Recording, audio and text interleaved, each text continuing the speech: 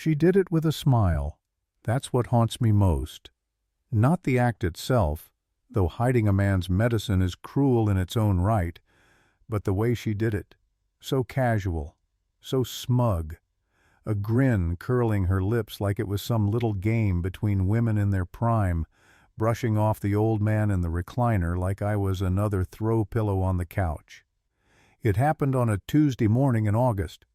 I was watching the news with the sound low, legs numb from the knees down, when I saw her slip the pill organizer into her purse just as the nurse turned her back.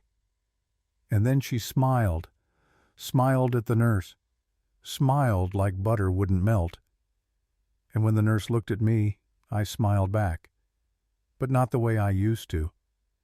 Not with warmth or gratitude or even politeness. I smiled like a man who has finally made peace with burning down the house of cards. Because at that moment I realized something. She thought I was finished, that I'd rot quietly in this chair while she played puppet master over my body and my name. My name is Harold Whitmore. Most folks just call me Hal. I'm 68 years old, a retired long-haul trucker out of Asheville, North Carolina. I used to drive coast to coast from I-40 to Route 66, back when a man's word and his rig were enough to earn him respect. Now, I'm a ghost inside my own family home, watched, judged, handled like a child, while my son nods along like he's too tired to intervene. Before I get into what happened next, I just want to ask you, where are you watching from? What town are you in? And has anyone ever made you feel like you don't exist anymore, like you're just in the way? This story isn't about pills or nurses or even that smile. It's about what a man becomes when the people he raised decide he's nothing but a burden. It started small, like most betrayals do, not with screaming or slammed doors, but with glances exchanged across rooms, with forgotten things that used to be remembered. My first real taste of it was the thermostat. Jennifer kept turning it down to 65, said it was better for the kids' breathing. But I'd sit in the living room with a blanket over my knees, shivering like a stray dog. When I'd nudge it back up to something human, I'd find it reset the next morning. No one said a word, but the message was clear. This wasn't my home. I was a guest, a tolerated one. I moved in 3 years ago, after my second fall in the kitchen of my old apartment. Nothing serious, just a bruised hip and a scared neighbor, but my son Ben came rushing in like I was inches from the grave. "You need people around you now, Dad," he'd said, voice full of concern. I believed him. I wanted to believe him. But Jennifer never wanted me there. She didn't say it, not out loud. She didn't have to. It was in the way she moved my coffee cup to the edge of the table like I might knock it over. The way she corrected me when I told Tyler stories about my trucking days. Grandpa gets the dates mixed up sometimes. And the way the medicine routine slowly became her routine, not mine. First, she offered to sort the pill box. Then she started reminding me when to take them. Then one day, I saw the nurse, young girl named Lacey, nice kid, asking Jennifer which meds I'd had that day, instead of asking me directly. "You took the morning blood thinner, right, Mr. Whitmore?" Jennifer answered before I could. "Yep, already done," she said, not even looking up from her phone. I hadn't, but I nodded anyway. What was I going to do? Argue? That's how it starts. You nod to keep the peace. You let the little things slide. And before you know it, they're making decisions on your behalf like you don't even exist. I remember once back in Ohio, I drove through a snowstorm for 11 hours straight with a busted heater just to get a load of produce to a little grocery in time for Christmas Eve. My hands went numb on the wheel, my knees locked up like rusted gears, but I made it. That's the kind of man I was. That's the kind of man I still am, inside. But in this house, none of that mattered. Not to her. Jennifer treated me like I was broken furniture they hadn't gotten around to throwing out yet. I didn't even know I had an appointment. That's how I found out something had changed. I was sitting on the porch, sipping a weak cup of instant coffee, when Jennifer came out with her purse on her shoulder and her sunglasses already on. "Come on," she said, jangling the keys. "We're going to Dr. Lansing's. Time for your checkup." I blinked at her, confused. "I didn't schedule anything." She didn't even pause. "I did. You've been forgetting things more often lately, and your blood pressure's been all over the place." I hadn't forgotten anything that mattered. Not really. Sure, I sometimes walked into a room and forgot why, but who doesn't? I still paid my own bills before I moved in. I still knew every curve of I-81 through Virginia by heart. But that day, she made a choice for me, about me, without asking me. And Ben? My son just said, "It's good she's looking out for you, Dad. You hate making those calls anyway." He thought he was smoothing it over. But it didn't feel smooth. It felt like sandpaper against everything I used to be. At the clinic, Jennifer answered every question the doctor asked. What meds I was on, how I'd been sleeping, whether I'd been agitated lately. I sat there like a potted plant while they talked around me. The worst part was the nods. Those little sympathetic nods from the doctor like he already believed I was slipping. Like I was halfway to the nursing home and just hadn't caught on yet. When we got home, I went straight to my room, sat on the edge of the bed.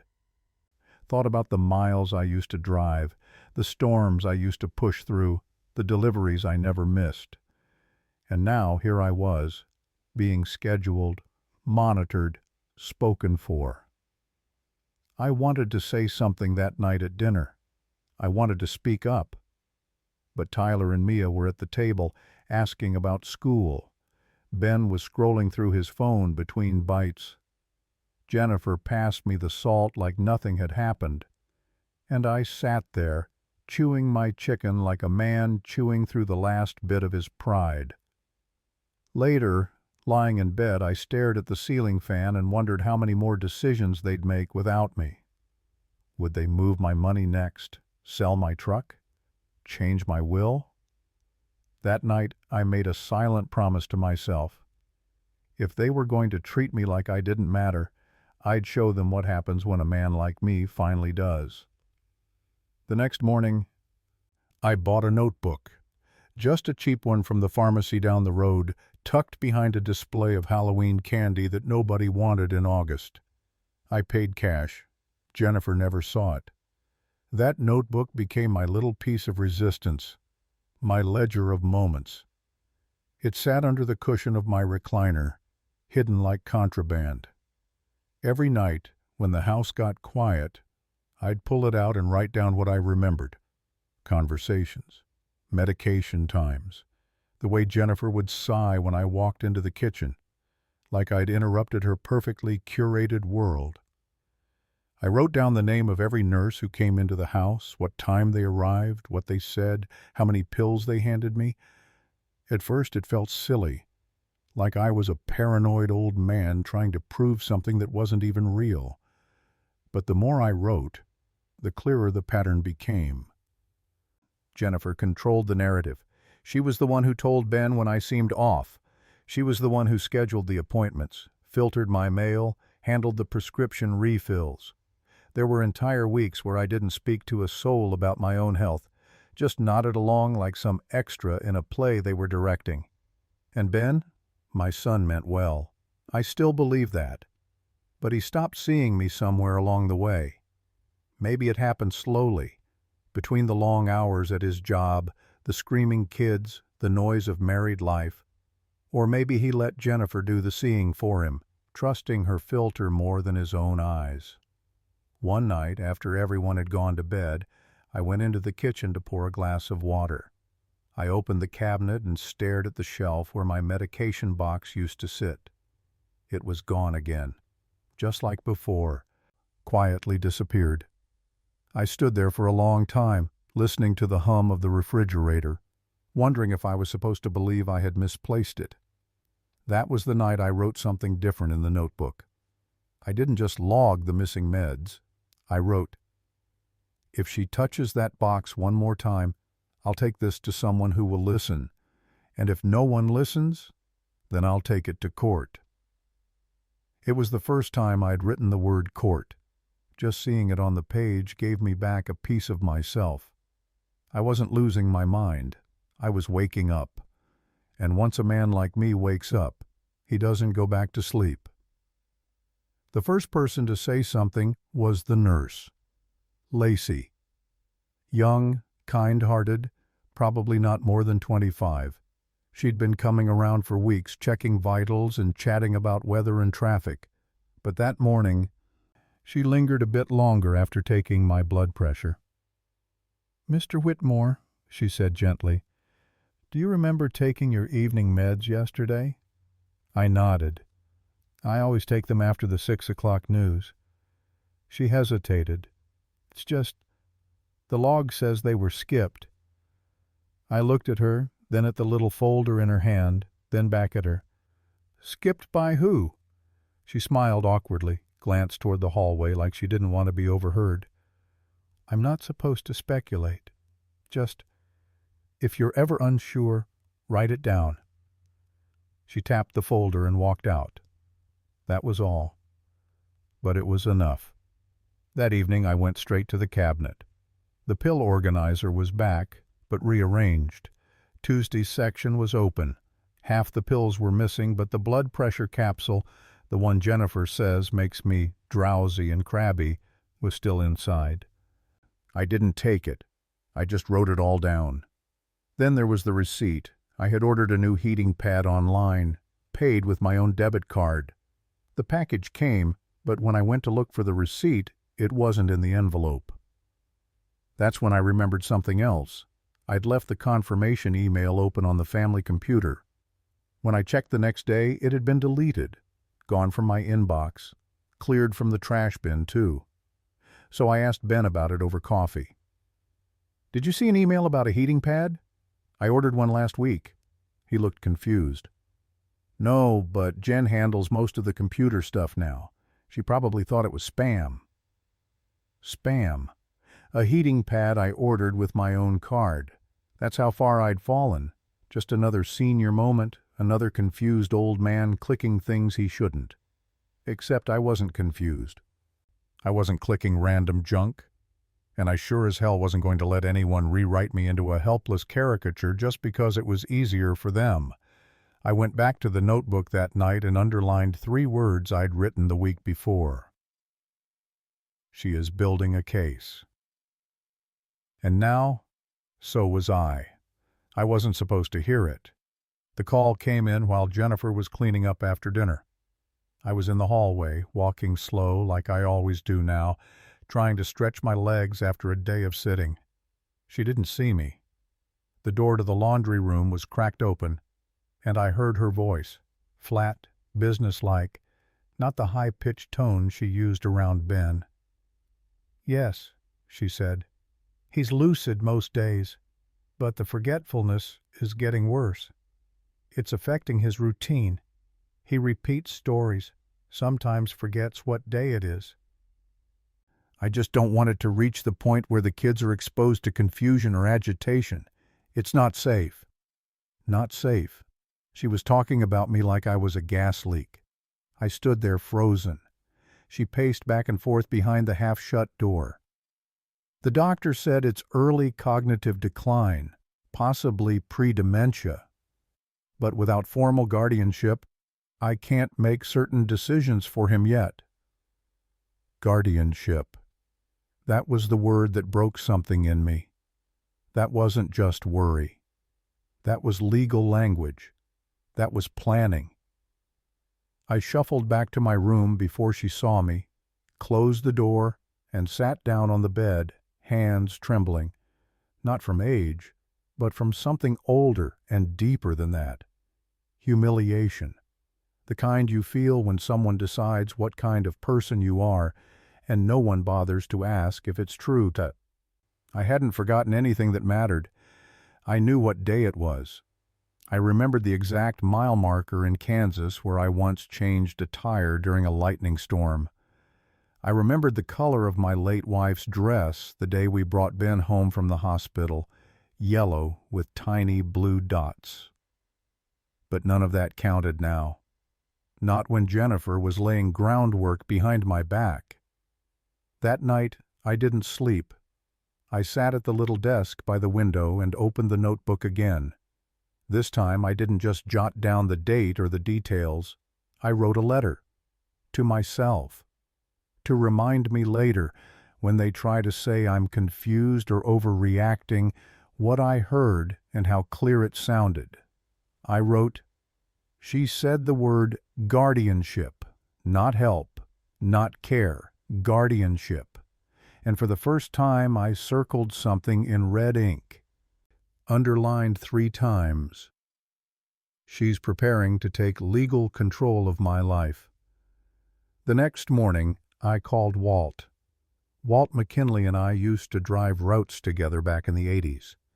He retired to Hendersonville about 10 years ago and started doing part-time consulting for legal logistics, paperwork, dispute mediation, things like that. But more importantly, Walt remembered me before all this. He knew who I really was.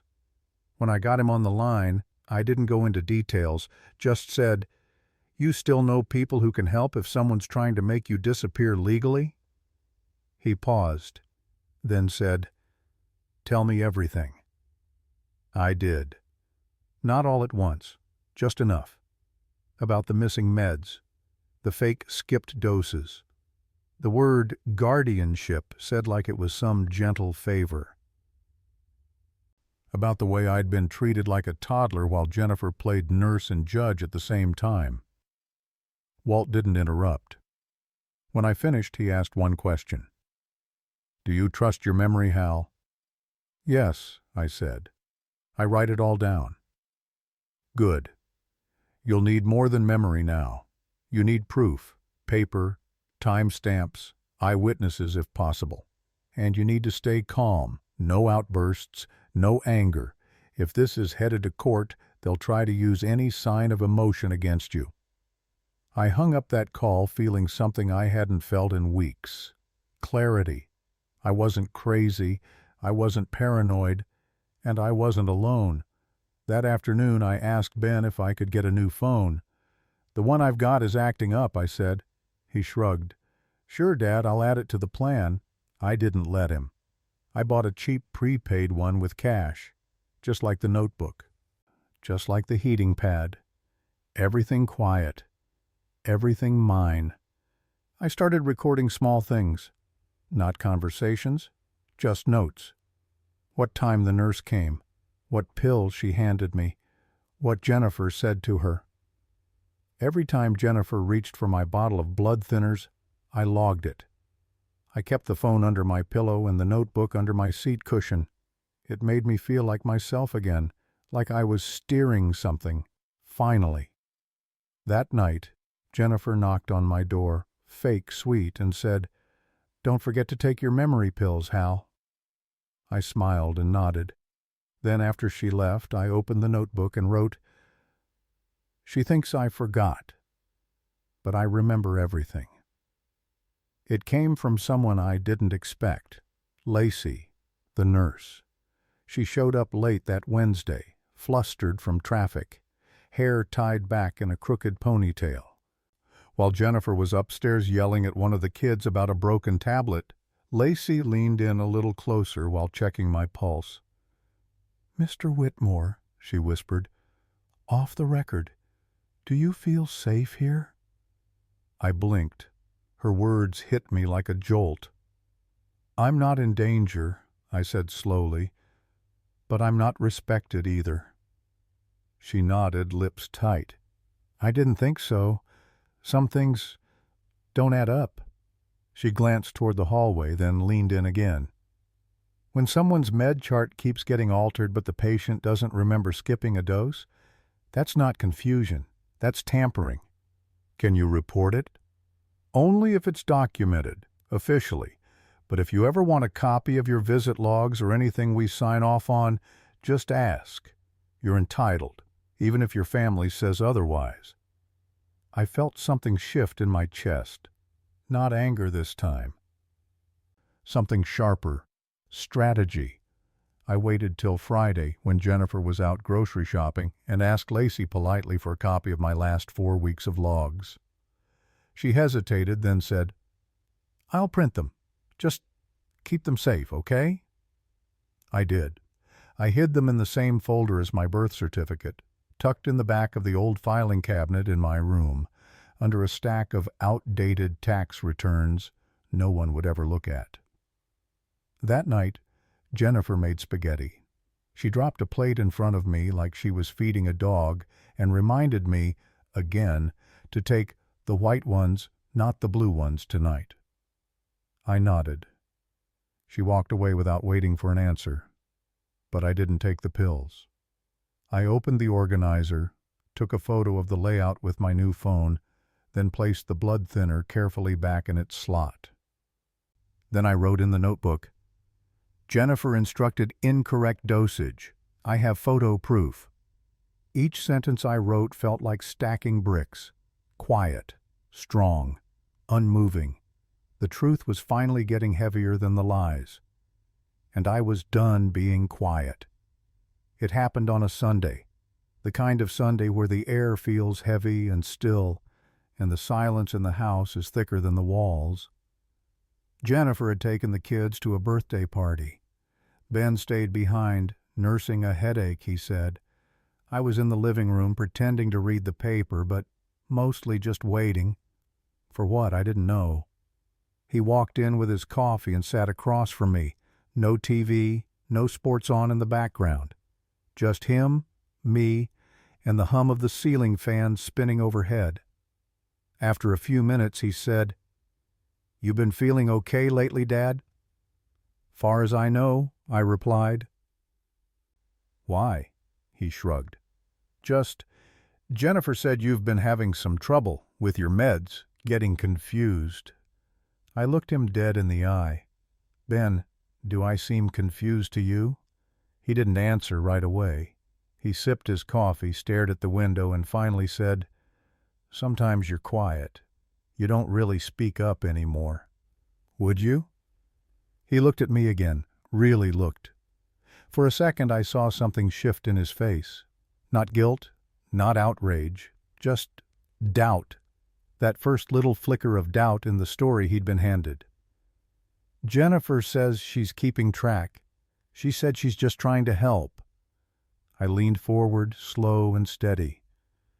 "Ben, when a woman says she's helping but locks up your medicine and schedules doctor's visits behind your back, that's not care. That's control." He didn't argue, didn't defend her. He just sat there, fidgeting with his cup, eyes lowered. That silence told me everything. Ben didn't know what was happening. Not fully. Maybe he didn't want to. But for the first time, he wasn't sure. I let it sit. I didn't push him. I just stood up, walked past him, and went to my room. There, I opened the notebook and wrote. Ben hesitated. That's the beginning. All storms start with a shift in the air. And I knew then, I wasn't the only one starting to wake up. They forgot my birthday. That's all there is to it. No card, no breakfast tray, no mention. I sat at the table that morning while Jennifer rushed around getting the kids ready for school, and Ben scrolled through his phone, muttering about meetings. Not one word. I'm not a man who needs a cake. I don't need a banner or candles or some store-bought card with a canned message. But a nod, a glance, a "Hey, Dad, happy birthday," that would have been enough.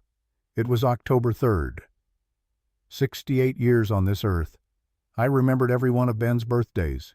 Every single one. I once drove straight through a blizzard from Indiana to North Carolina just to get home for his 5th. Brought him a tiny truck stop cake in my duffel bag.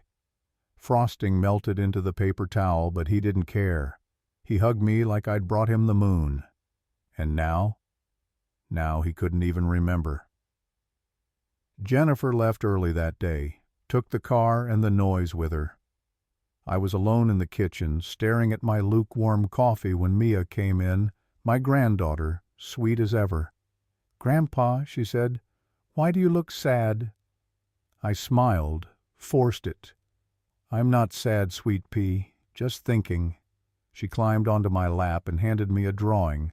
Stick figures, all of us holding hands under a crooked rainbow. "Is that you?" I asked, pointing to the little man on the end. "No," she giggled, "that's Daddy. You're over here, see? You have the cane." She'd drawn me separate, a little farther away.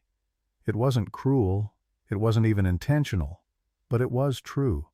I was outside the circle, even in crayon.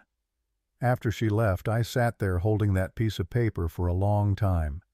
Then I went to my room, pulled out the notebook, and wrote. They forgot. And maybe next year, they won't even realize it was a day at all.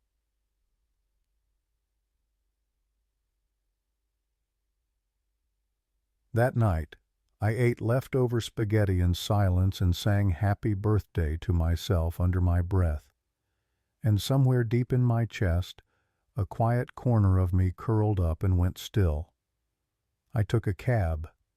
Didn't tell anyone where I was going.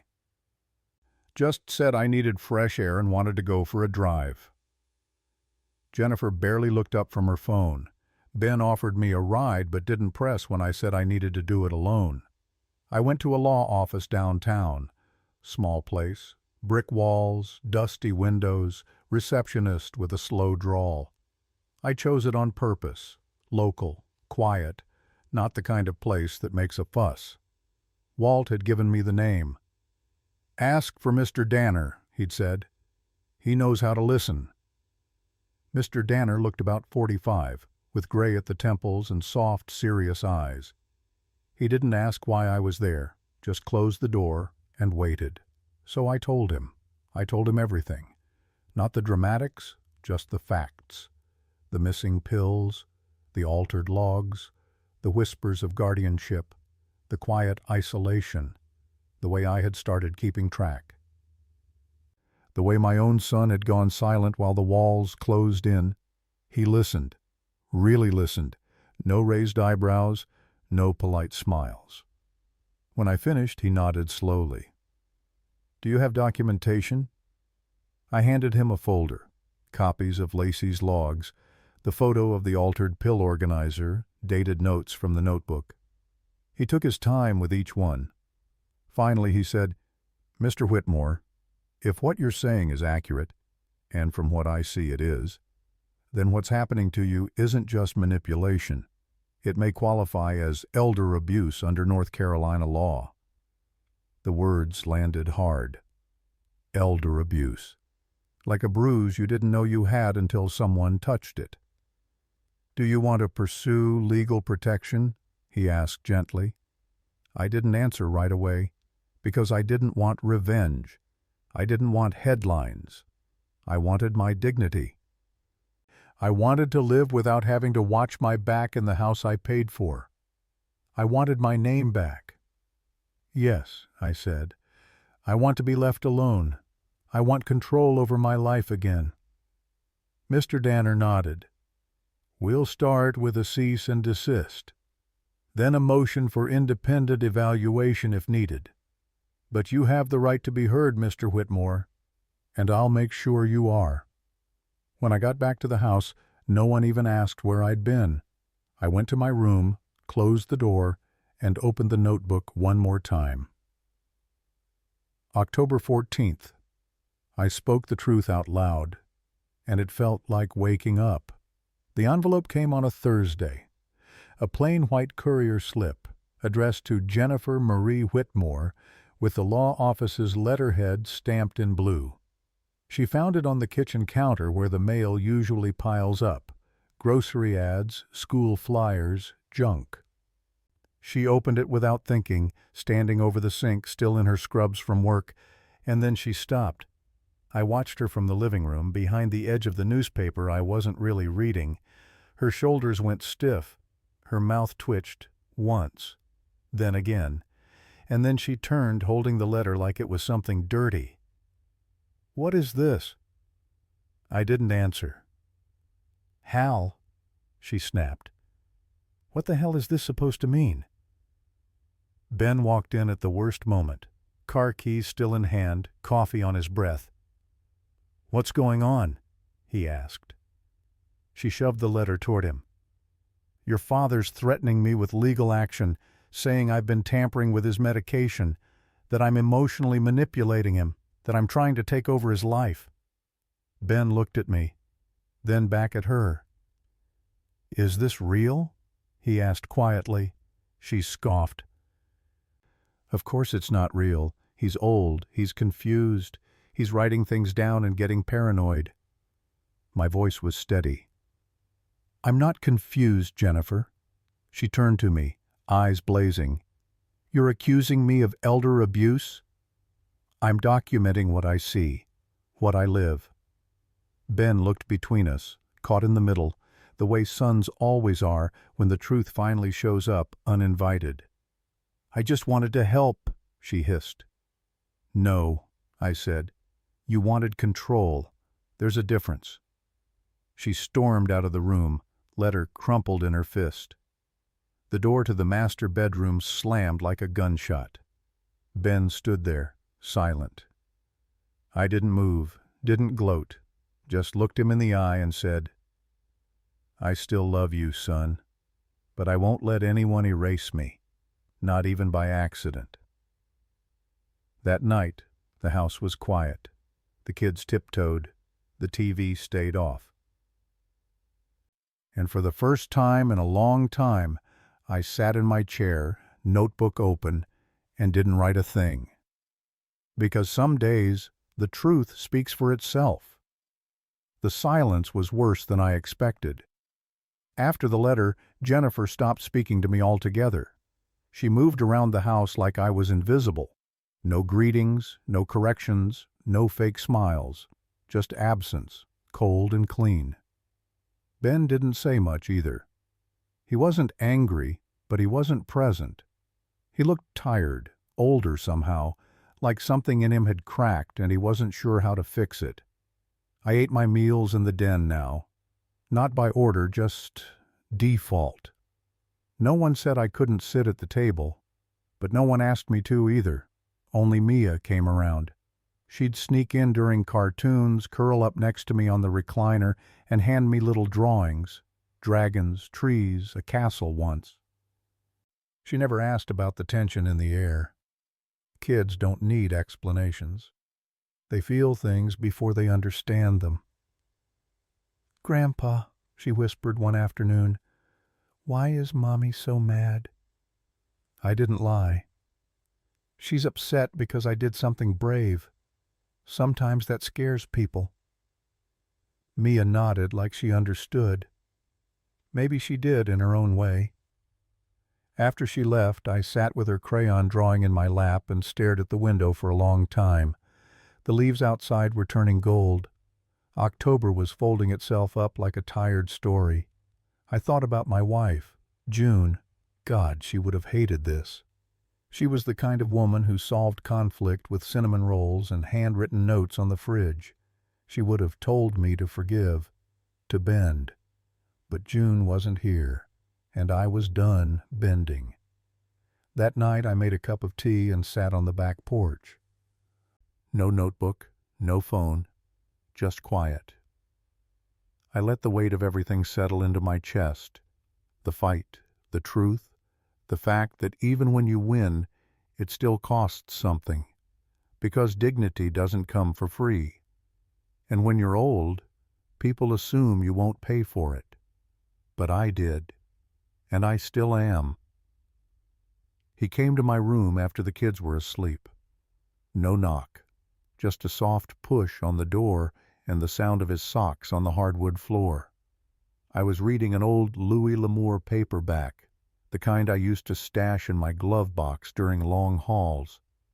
Ben sat down on the edge of the bed, hands folded. "You really think she was trying to hurt you?" he asked. I closed the book. "I think she stopped seeing me as a person. I think she started treating me like a project, or a threat." He didn't argue, just stared at the carpet. "I didn't know," he said finally. "I didn't see it." "You didn't want to." He nodded, slow, like he'd known that already, but hearing it out loud still stung.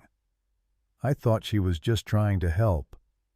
"I know," I said, "but helping someone means giving them more voice, not less." He looked up. His face was tired, really tired now, and sad. "I've been stretched thin, Dad. The job, the kids, the house." "I know that too," I said, softer. "But I'm still your father, Ben. I still remember what it means to carry a load, and I remember what it feels like when the people you carried start treating you like cargo." We sat in silence. "I'm not trying to ruin your marriage," I added. "I know. I'm just trying to keep what's mine, my decisions, my dignity, my story." He stood up, nodded once, and before he left, he said something that nearly broke me. "I don't know how to fix this, but I don't want to lose you." I didn't answer, because some wounds don't want fixing. They just want to be seen. And that night, for the first time in years, I felt like my son saw me again, not as a burden, but as a man, his father, still standing. The pills stayed on the shelf. That's how I knew the power had shifted. For 2 weeks straight, my medication organizer stayed exactly where I left it, untouched. No compartments mysteriously opened, no missing doses, no cheerful reminders at breakfast. Jennifer avoided me like smoke.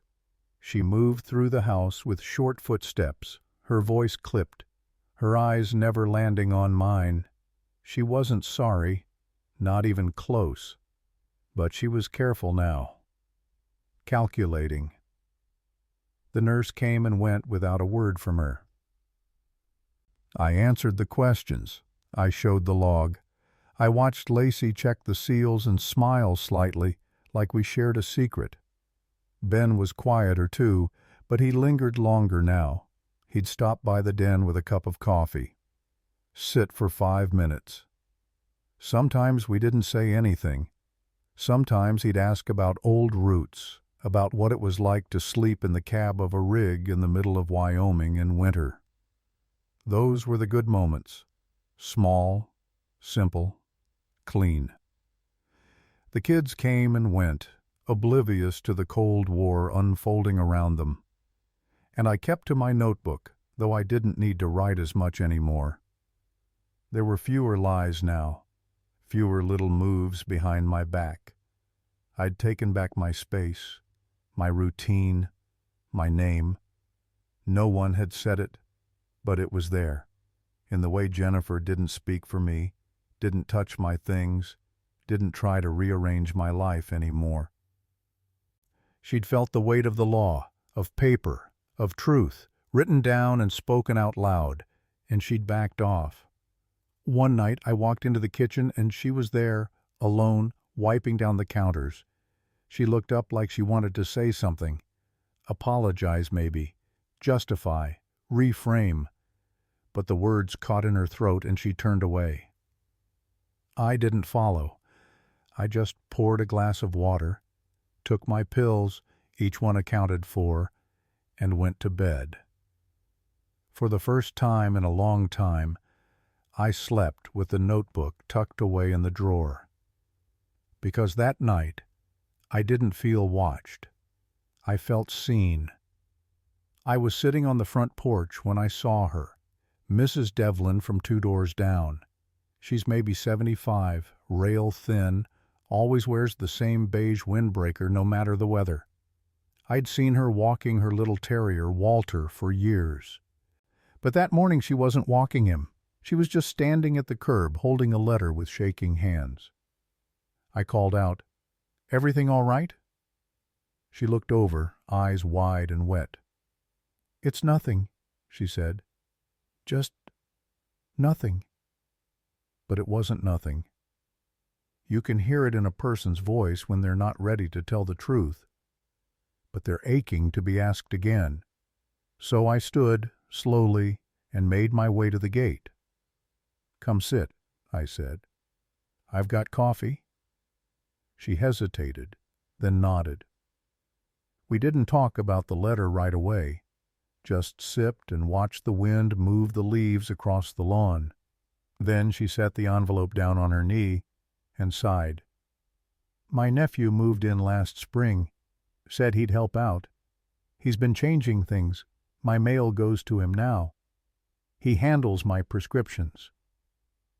I haven't seen my own checkbook in 2 months." I didn't give advice. I didn't call it abuse. I just said, "You're not crazy." Her eyes filled again. "People make you feel like you're imagining it," she whispered, "like you're just old and tired and they're doing you a favor." I nodded.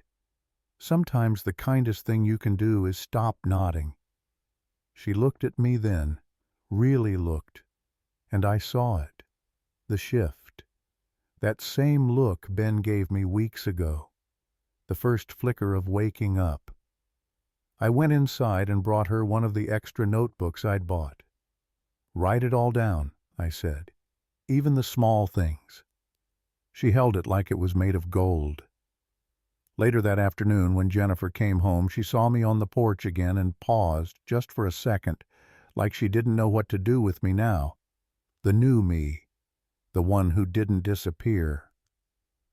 I nodded once, calm, collected, because standing up doesn't just change your story. Sometimes it gives someone else the strength to rewrite their own.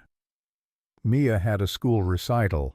Jennifer didn't invite me, but Ben did. He came into my room the night before, holding a folded program in his hand like it was fragile. "She's singing," he said. "Wants you there." "I thought it might be awkward," I said. He nodded. "It might be, but she'll be looking for your face in the crowd." That was enough. The next evening I put on my best flannel shirt, the one June bought me before she passed, and we drove in silence to the elementary school gym. Floors waxed too bright, folding chairs too small. I sat in the second row. Jennifer was across the aisle next to her sister. She saw me but didn't nod. I didn't expect her to. Mia came on stage in a line of kids wearing paper hats and nervous smiles. When her song started, something about kindness and rainbows, she scanned the crowd like a lighthouse beam, then she saw me. Her face lit up. She waved, small and quick. In that second, I wasn't an accusation or a lawsuit or a disruption. I was Grandpa, the man who read her stories, who fixed the squeaky hinge on her jewelry box, who knew all the dinosaurs by name. After the performance, she ran to me before anyone else, hugged my waist like I was the prize. Jennifer walked up slowly. I could see it in her eyes. Tired, guarded, but something else too. A flicker of something close to resignation, or maybe respect. The smallest nod passed between us. Not forgiveness, not truce. Just acknowledgement. Later at home, I sat on the porch again. Same chair. Same notebook. But I didn't write about tension or pills or silence. I wrote this. Tonight, I was just her grandfather. Nothing else. And that was more than enough. Sometimes you don't win the war, but you reclaim the name they tried to take from you. And for now, that's victory enough. This morning, I woke up before the sun. The house was still. I could hear the furnace kick on and the distant creak of tree branches in the wind. I sat up slow, no pain in my back for once, and walked to the kitchen without my cane. I didn't make a list. I didn't open the notebook. I just brewed coffee and watched the sky turn from charcoal to pale gold. The legal side's still ongoing. Danner says we're in a cooling phase, whatever that means. Jennifer hasn't spoken to me in over a month, but she hasn't touched my meds either. And that's fine. Ben's different now, quieter, gentler, like someone who's realized his father didn't disappear, he was just waiting to be seen. Yesterday, he asked me if I wanted to visit the old trucking depot next weekend. Figured we could take a drive, just you and me. I said yes, because for the first time in a long while, I trust myself enough to say yes. Not because I'm better, but because I'm still here. I look in the mirror now, and I see a man who didn't let the world rewrite him, who didn't go quietly, who wrote things down and said, "This is what happened, and it matters." That's all I ever wanted, really, to matter, not as a memory, not as a burden, but as a man who lived and refused to vanish. So I sit here now, coffee in hand, the notebook closed beside me, and for the first time in months, I feel no need to write anything down, because I am exactly who I say I am, and no one, no smile, no silence, no story can take that from me again.